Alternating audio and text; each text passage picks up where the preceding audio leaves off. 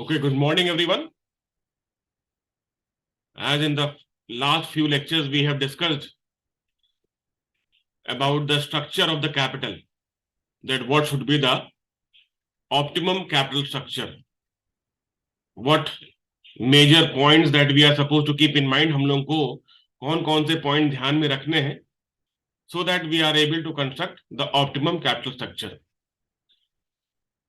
Financing decision के तहत ही हम लोग आज एक और टॉपिक ले रहे हैं, that is known as capitalisation. इसमें हम लोग डिस्कस करेंगे कि कैपिटलाइजेशन मतलब क्या होता है, और उसके बाद theories and types of capitalisation. Okay, basically मतलब कैपिटलाइजेशन मतलब कि what is the amount of capital in the company, कि कंपनी में पूंजी कितनी है. और आप लोग ये जानते हैं that capital is brought in the form of shares and debts. या फिर बहुत आसान शब्दों में कहें, capitalisation means the combination of owned and borrowed capital. जितनी भी कैपिटल ओनर लाया है प्लस जितनी भी कैपिटल हमने बोरो की है, उन दोनों का सम टोटल जो होगा, that will be known as capitalisation. और दूसरी बात, the sum total of par value. ठीक है, द पार वैल्यू का sum total of owned and borrowed capital will be capitalisation. अगर इसको ओपन करें तो मतलब equity shares, preference shares, debentures और लॉन्ग टर्म लोन. किसी भी तरह का लॉन्ग टर्म लोन या डिबेंचर या बॉन्ड या प्रेफरेंस शेयर या इक्विटी शेयर, इन किसी भी तरीके की जो भी लॉन्ग टर्म कैपिटल कंपनी में आई है, the sum of total of the par value of company total capital will be called as capitalisation. देखिए, capitalisation comprises of corporation owners capital and borrowed capital as represented by long term indebtedness. वही मतलब हो गया. अब सवाल ये उठता है कि हाउ वी कैलकुलेट, कि हम कैसे कैलकुलेट करें कि that what is the amount of capital which is required in the company, कि कंपनी में कितनी कैपिटल होनी चाहिए, कि कैपिटलाइजेशन को हम कैसे असर्टेन करें. तो उसके लिए दो थ्योरीज हैं. पहली थ्योरी है earning theory. Earning theory means profit, कि कंपनी का जो प्रॉफिट होगा उस प्रॉफिट के हिसाब से, मतलब जो कंपनी प्रॉफिट एक्सपेक्ट कर रही है, रेट ऑफ रिटर्न जो कंपनी एक्सपेक्ट कर रही है, उस rate of return the amount of profit के बेसिस पर हम लोग कैलकुलेट करते हैं कि इसमें रिक्वायर्ड अमाउंट ऑफ कैपिटल होनी चाहिए. और दूसरी है कॉस्ट थ्योरी, मींस कंपनी के जितने एक्सपेंसेस होंगे, कॉस्ट होंगे, उनको हम जोड़ के बता सकते हैं कि कंपनी की कैपिटल कितनी होनी चाहिए. चलिए एक एक करके देखते हैं हम लोग. Earning theory. अर्निंग थ्योरी देखिए बहुत साफ साफ है इसमें.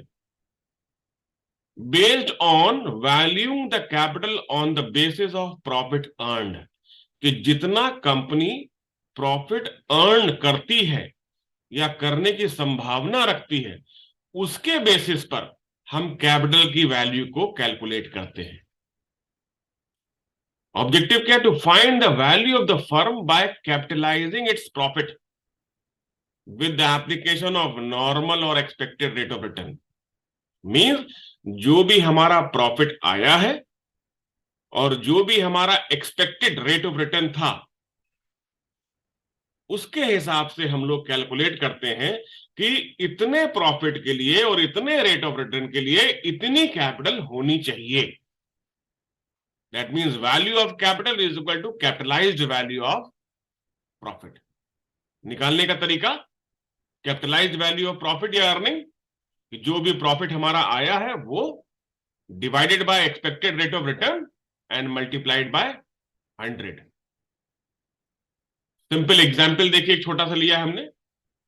कि कंपनी का एनुअल प्रॉफिट मान लीजिए 25,000 है, 25,000 उसका एनुअल प्रॉफिट है, और एक्सपेक्टेड रिटर्न जो है 25,000 ये हो गया, और एक्सपेक्टेड रिटर्न आपका 10% है।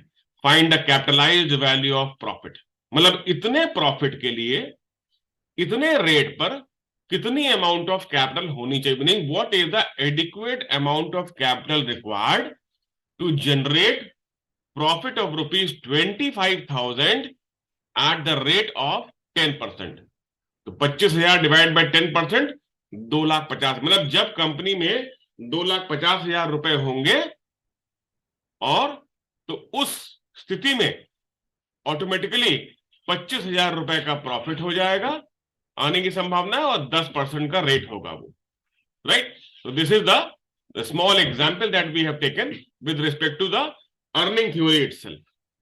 तो अर्निंग थ्योरी मतलब साफ साफ हो गया, फिर से रिपीट करते हैं कि अर्निंग थ्योरी मींस कि कंपनी का जो प्रॉफिट हम एक्सपेक्ट कर रहे हैं जिस रेट पर, कंपनी का प्रॉफिट जो हम एक्सपेक्ट कर रहे हैं जिस रेट पर, उसी रेट के हिसाब से we can calculate the amount of capital. दूसरा कॉस्ट थ्योरी, कि कंपनी में क्या क्या चीजें लगेंगी, that what are the various expenses और cost which are suppose to be incurred in the company.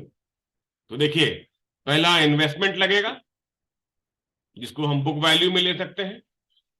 Required working capital, day to day expenses meet करने के लिए, रॉ मटेरियल परचेज करना है या सैलरी देनी है, फिक्स एक्सपेंसेस है या आपका डेप्रिसिएशन है, वो सारे आ जाएंगे। जो प्रमोशनल एक्सपेंसेस हैं हमारे, that also we can take. Improvement, ये एक्सटेंशन एक्सपेंसेस जो होंगे, उनको भी हम लोग देख सकते हैं। तो इन्वेस्टमेंट जितना कंपनी करती है, जो वर्किंग कैपिटल है, प्रमोशनल एक्सपेंसेस हैं, और इंप्रूवमेंट के एक्सपेंसेस हैं जितने भी, दैट कैन, मतलब इन सबका हम सब टोटल कर दें तो amount of required amount of capital हम लोगों को मालूम पड़ जाएगा। That concept can be called as theory concept of capitalisation. देखिए साफ लिखा है, expenses incurred or expected to be incurred are sum to determine the quantum of capital to be raised। कितनी कैपिटल हमको रेज करनी है, तो सिंपल, अगर हम अपनी कॉस्ट को जोड़ लें तो हमको कैपिटल ही मालूम पड़ जाएगी। वही चीज यहां पर है। थ्योरीज हो गया। अब देखते हैं type. Over capitalisation, under capitalisation and fair capitalisation. Fair मतलब एडिक्वेट, जिसमें जो अभी हमने एग्जाम्पल लिया था वो हमारा फेयर आ जाता है कि 25,000 रुपए का हमारा प्रॉफिट है, ये भी लिया, 10% का रेट ऑफ रिटर्न है, तो 2.5 लाख की कैपिटल है। अगर इस कॉम्बिनेशन में हमारा आता है तो हमारा वो फेयर में आ जाता है। ये तीनों टाइप या ओवर और अंडर को देखने से पहले ये 4 चीजें देखनी बहुत जरूरी है, जिसको हम कह सकते हैं par value of equity share, market value of equity share, book value of equity share and real value of equity share. Par value, that means the basic value of the equity share, 10 रुपए या 100 रुपए जो भी company ने तय किया हो, जो उसकी बेसिक वैल्यू है। क्योंकि आप जानते हैं कि par value basically is the face value, या प्रीमियम और डिस्काउंट पे कोई भी शेयर मार्केट में इश्यू हो सकता है। तो जो बेसिक 10 रुपए की वैल्यू है, 100 रुपए की वैल्यू है, वो उसकी पार वैल्यू हो जाती है। मार्केट वैल्यू, जब भी शेयर मार्केट में लिस्ट होता है तो automatically demand and supply forces के हिसाब से उस शेयर के प्राइस ऊपर और नीचे होते हैं, तो that will be considered as the market value of the equity share. ठीक। Book value, book value equity share dividing the proprietary fund by number of share. Mean जो भी कंपनी के इक्विटी शेयर्स हैं प्लस रिजर्व एंड सरप्लस है, और उसमें से जो भी हमने फिक्टिशियस एसेट्स को माइनस कर दिया, वो जो बचता है वो हमारा प्रोप्राइटरी फंड हो गया, जिसको हम लोग नेटवर्थ भी कह सकते हैं। डिवाइड कर देंगे नंबर ऑफ शेयर से तो हमारा book value of equity share आ जाएगा। और चौथा concept real value of equity share, इसको थोड़ा समझना पड़ेगा। Real value of equity share mean, ये रियल वैल्यू मत देखिए, जो मार्केट वैल्यू होती है वो मार्केट फोर्सेस हमारे डिसाइड करते हैं। वो ऊपर नीचे हर सेकंड हर मिनट हमारे चेंज होते हैं। which may mean the rate and the rate of the market value may remain same or it may change very frequently. लेकिन जब भी हमको कोई एनालिसिस करनी होती है या फिर हमको कोई कॉन्सेप्ट जानना है तो हमको इक्विटी शेयर की रियल वैल्यू भी जाननी होगी.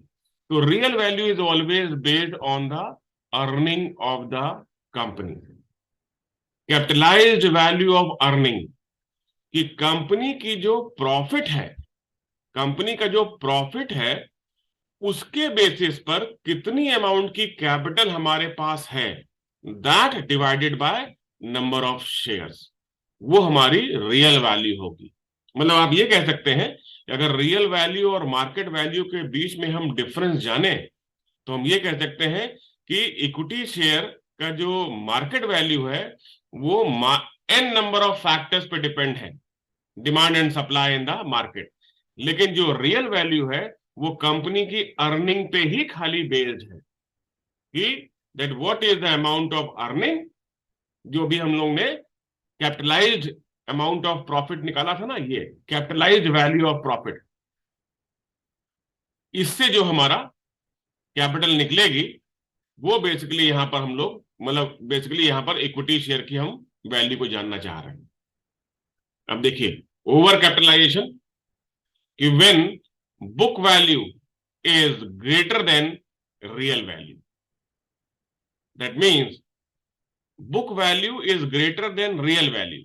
इसका मतलब क्या हो गया कि कैपिटल अमाउंट हमारी ज्यादा है लेकिन उस ज्यादा अमाउंट ऑफ कैपिटल के हिसाब से हमारी अर्निंग नहीं है. रियल वैल्यू तो हमारा अर्निंग से ही है ना. तो that means the capital is under utilised और the amount of capital which we are holding that is more, is large as compared to the amount of return that we are having. तो book value is greater than real value, तो हमारी over capitalisation है. तो इसका reverse कर लेंगे कि when effectively use of the capital, कि जितनी भी कैपिटल है उसकी कई ज्यादा मात्रा में हम प्रॉफिट अर्निंग कर रहे हैं, then that can be under capitalization. When book value is less than real value, कि बुक वैल्यू शेयर की कंपनी की कम है और रियल वैल्यू ज्यादा है तो automatically it will be under capitalisation. और फेयर, जहां पर बुक वैल्यू और रियल वैल्यू दोनों एक बराबर होते हैं, that can be said as fair value और we can say fair capitalisation.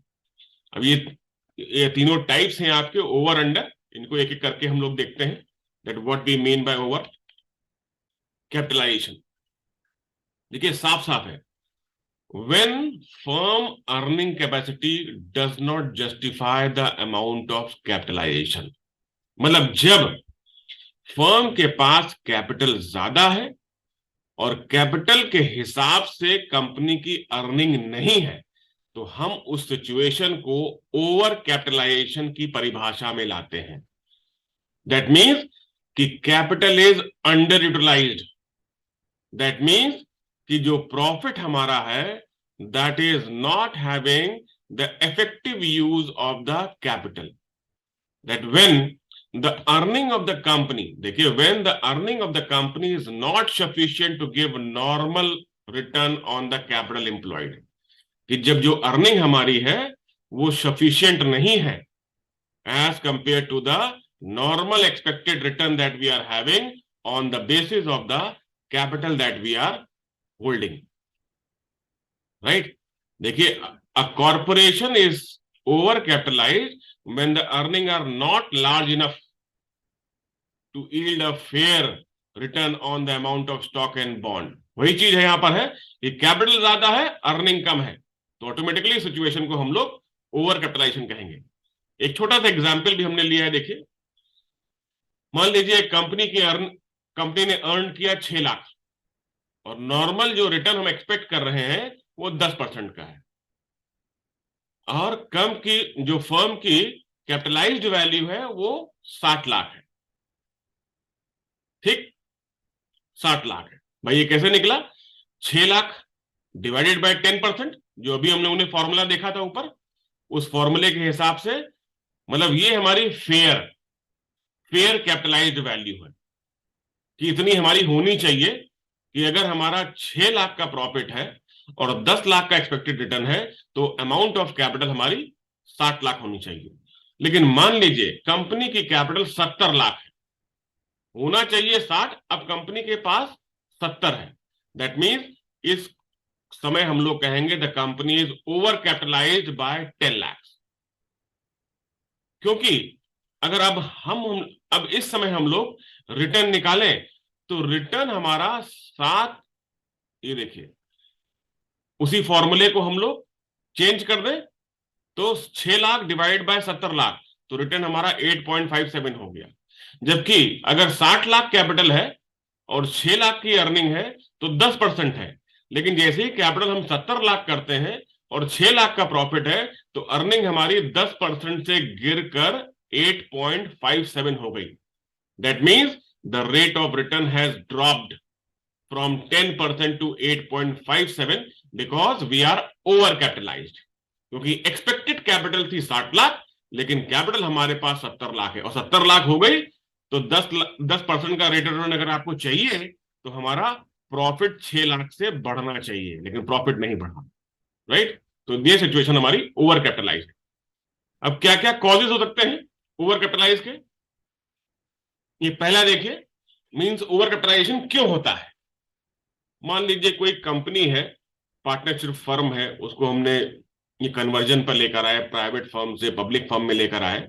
मतलब जब एक कंपनी के एसेट्स दूसरी कंपनी के एसेट में कन्वर्जन पे जा रहे हैं तो उस समय हो सकता है कि हमने एसेट्स के प्राइसेस को इन्फ्लेट किया हो, मतलब ज्यादा कैलकुलेट करके हमने अपनी बुक्स में लिखा दिया तो automatically that inflated price will not be justifying the earning capacity of the company. तो इन्फ्लेटेड रेट के एसेट्स अगर होंगे तो भी प्रॉब्लम हमारी हो सकती है, तो ओवर कैपिटलाइजेशन सिचुएशन आ सकती है। डिफेक्टिव डेप्रिसिएशन पॉलिसी, मतलब कि जो डेप्रिसिएशन प्रोविजन हमारा है वो सफिशिएंट नहीं है। मींस एसेट की वैल्यू बुक में ज्यादा दिख रही है और डेप्रिसिएशन का जो प्रोविजन बना है उसमें अमाउंट ऑफ डेप्रिसिएशन जो इकट्ठा हो रहा है वो कम है। मींस एसेट की लाइफ तो खत्म हो रही है लेकिन डेप्रिसिएशन उसका जो प्रोविजन मेंटेन किया गया है वो कम है, तो automatically situation of over capitalisation is going to rise. It will reflect the higher book value of the asset but in actual the value of the asset may be far declined due to the obsolescence और change in technology. मतलब technology की वजह से उस asset की value गिर रही है लेकिन बुक्स में उसकी वैल्यू हायर है क्योंकि हमने डेप्रिसिएशन पॉलिसी जो हमारी है वो डिफेक्टिव है। मतलब जितनी लाइफ है उसके हिसाब से डेप्रिसिएशन हम नहीं डिडक्ट कर रहे हैं। नेक्स्ट, अगर हमारे एस्टेब्लिशमेंट ऑफ प्रमोशनल जो एक्सपेंसेस हैं they are high, if the company incurred high establishment charges it may cause over capitalisation. ठीक है। इन्फ्लेशन में आप जानते हैं कि प्राइसेस जो हैं वो जनरल रेट के हिसाब से राइज कर जाते हैं। The firm has to pay higher cost of acquiring the asset, और उस समय जो एसेट्स को हम एक्वायर कर रहे हैं वो हायर है और बाद में जब डिप्रेशन हमारा आता है तो market value of the asset declines which lead to over capitalisation, right. Dividend policy अगर कंपनी की लिबरल है that can also lead to over capitalisation. क्यों? if the firm follow a liberal policy of declaring dividend, after a few years the book value of the share will be higher than the real। ठीक है, बिल्कुल। Taxation policy, higher amount of tax is imposed by the government will lead to over capitalization। higher tax मतलब हो गया low amount of profit, और low amount of profit that means low dividend, or low dividend means that is going to affect the real value of the shares itself। So situation of over capitalization is going to arise। अब over capitalisation के क्या effects होंगे, क्या दिक्कतें company को देखना पड़ेगा अगर ओवर कैपिटलाइजेशन होगा, कंपनी की क्रेडिट वर्दीनेस को नुकसान होगा। That mean the credibility of the company is going to decline in the market, कि मार्केट में उसकी क्रेडिट वर्दीनेस को डिक्लाइन होगा। Earning capacity of the firm is highly affected and thus the confidence of share holder and investor is lower.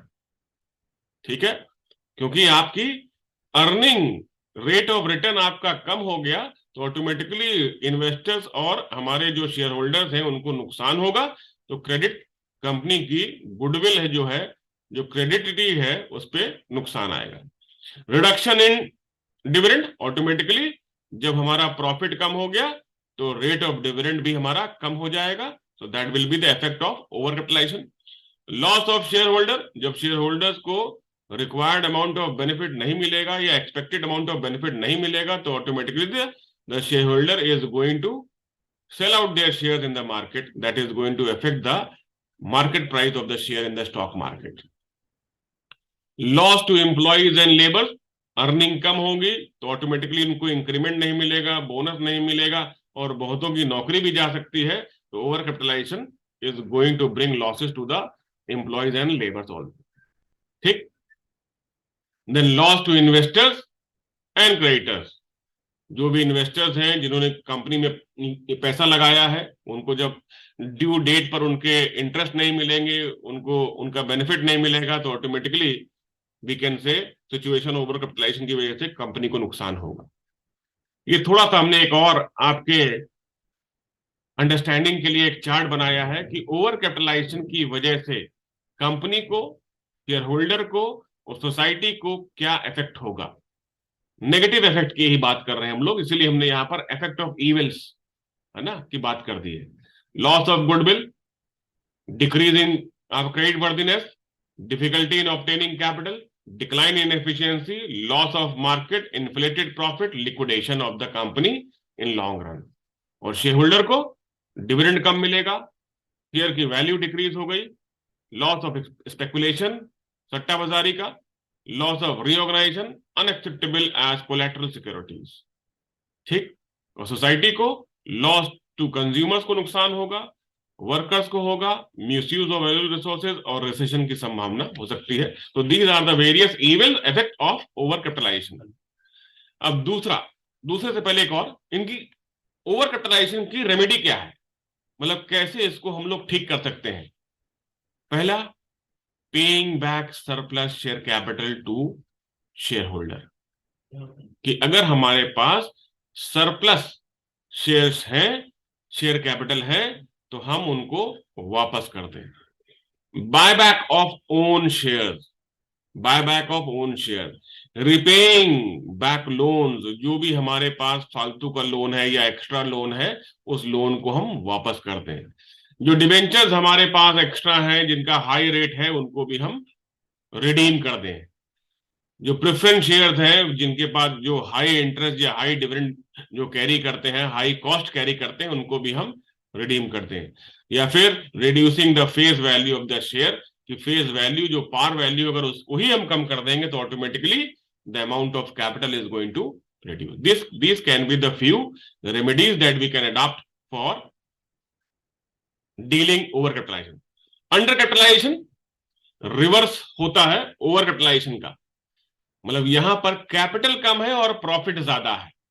आप ये कह सकते हैं most effective and efficient use of capital is there in the situation of undercapitalization। means अगर under capitalization है इसका मतलब और कैपिटल लगाई जाए जिससे कि हमारा प्रॉफिट और बढ़ सकता है। where the real value of the company is more than the book value, real value means earning, that means the capitalized profit, the capitalized profit value is more than the book value itself, है ना। तो real value of the company increases with the effective utilization of capital and with earning higher, मतलब higher rate of return हमारा बढ़ जाएगा। The rate of profit it is making on the total capital is exceptionally high high in relation to the return enjoyed by similar companies in the same industry. कि जितनी capital हमारे पास है उसके हिसाब से, उसके रेट के हिसाब से हमारा प्रॉफिट का रेट जो है काफी ज्यादा है। और अगर हम दूसरी कंपनीज को भी कंपेयर करें उसी इंडस्ट्री में, तो उससे हमको मालूम पड़ता है कि दो कंपनी का कैपिटल सेम है, लेकिन हमारी कंपनी का अगर रेट ज्यादा है, that means we are under capitalised. इनके कॉजेज क्या हो सकते हैं? The causes of under capitalisation, जो अर्निंग हमने पहले एस्टिमेट की थी, जो हमने फोरकास्ट किया था अपना कैश फ्लो स्टेटमेंट या फंड फ्लो स्टेटमेंट या इनकम स्टेटमेंट, वो हमने अंडर एस्टिमेट किया था। That can be the first and the foremost reason for under capitalisation. Unforeseen increase in earning, एकदम से कोई मार्केट में ये सिचुएशन आ जाए जिसकी वजह से कंपनी की अर्निंग बढ़ जाती है। That when the economy goes toward inflation, the company value and earning increases resulting in under capitalisation. Conservative dividend policy, that where company declare dividend at a lower rate of interest, मतलब जहां पर dividend का पे out हमारा कम है और retention money, retain earning हमारा high है, तो रिजर्व एंड सरप्लस हमारे वो बढ़ जाते हैं, जिसकी वजह से हमारी situation we can say under capitalisation हमारी बढ़ सकती है, बढ़ जाती है। Reserve and surplus are proved back in the business, which increases the real value of the share in the company. Maintenance of high efficiency, ठीक, latest techniques of production, latest technology को हम लोग एक कंपनी में involve करते हैं तो automatically हमारा प्रॉफिट या अर्निंग बढ़ जाता है। That means situation of under capitalisation is going to prevail in the company itself. अब इसके भी इफेक्ट देख लिए, इफेक्ट और remedies. Wide fluctuation in the market value of shares under, मतलब with under capitalization the market price of the share fluctuate to leads to speculation in the stock price। मतलब कि जब प्रॉफिट का percentage हमारा बढ़ता है तो ऑटोमेटिकली शेयर प्राइसेस हमारे फ्लक्चुएट करेंगे, जिसकी वजह से शेयर की ट्रेडिंग बढ़ती है तो शेयर फ्लक्चुएट करेंगे, जिसकी वजह से स्पेकुलेशन जो है वो मार्केट में बढ़ सकता है, and which can lead to the unnecessary increase of share prices in the market. Promote and provoke the management to keep secret reserve. जब ज्यादा पैसा हो जाएगा तो ऑटोमेटिकली हमारा मैनेजमेंट आने वाले समय के लिए सीक्रेट रिजर्व को मेंटेन करेगा। That is also an adverse to the company itself. Expectation of the employee increase, but the company is not in position to pay higher wages and salaries। जब profit बढ़ेगा तो लोग समझते हैं कि हमारी अब कंपनी हमारी सैलरी बढ़ाएगी, एम्प्लॉय की एक्सपेक्टेशन हमारी बढ़ जाती है। तो that can also be an concept. और भाई कंपनी जानती है अगर हमारा प्रॉफिट बढ़ गया तो अपने हम बिजनेस को भी बढ़ाएं, तो उसमें लगाने की कोशिश करता है, लेकिन एम्प्लॉय एक्सपेक्ट करता है कि भाई हमारी तनख्वाह बढ़ेगी, तो एक तरह से एम्प्लॉय का मोरल बाद में डाउन हो सकता है। अब रेमेडी क्या है? Under capitalisation. The company which is under capitalized should raise additional capital। ज्यादा कैपिटल वो रेज करे, क्योंकि उसके बेसिकली यहां पर इशू क्या है कि प्रॉफिट ज्यादा है, कैपिटल कम है। तो प्रॉफिट ज्यादा है, दैट मीन सिचुएशन मार्केट की अच्छी चल रही है, तो इससे उसका बढ़िया तरीका है कि हम कैपिटल को बढ़ाएं तो ऑटोमेटिकली हमारा प्रॉफिट और बढ़ेगा। फ्रेश लोन ले सकते हैं हम लोग, एडिशनल कैपिटल जो फ्रेश डिबेंचर्स को इशू कर सकते हैं, पब्लिक लोन्स, फिक्स लोन्स को बढ़ा सकते हैं, और else we can say that resort to short term और medium term financing from meeting the working capital. मतलब कि कोई भी ढंग से हम अपनी कैपिटल को इंक्रीज करें so that the situation of under capitalisation can be reduced and we can have the balance amount of capital in the company। तो देखा जाए सिचुएशन चाहे हमारी ओवर कैपिटलाइजेशन की हो या अंडर कैपिटलाइजेशन की हो, both are dangerous to the company. Fair capitalisation is always considered. तो ज्यादा कैपिटल होना भी नुकसानदायी है और कम कैपिटल होना भी कंपनी के लिए नुकसान है। So this is the concept that we have discussed today, where we have discussed what we mean by capitalisation as well as the theories and types of capitalisation itself. और ये concept को आप ध्यान रखिएगा कि बुक वैल्यू जब हमारी real value से ज्यादा होगी तो ओवर कैपिटलाइज, और बुक वैल्यू जब हमारी रियल वैल्यू से कम होगी तो हमारी under capitalised. Simple way we can say. और या फिर एक लाइन में कहा जाए, over capitalised means the amount of capital is more and the rate of return is less. That means our capital is under utilised. और जब कैपिटल हमारी मोस्ट इफेक्टिवली यूज होती है, that situation is under capitalised. Okay, thank you for today. In the next lecture, we will take up the more concept about the financial management itself. Right. Okay, thank you all of you.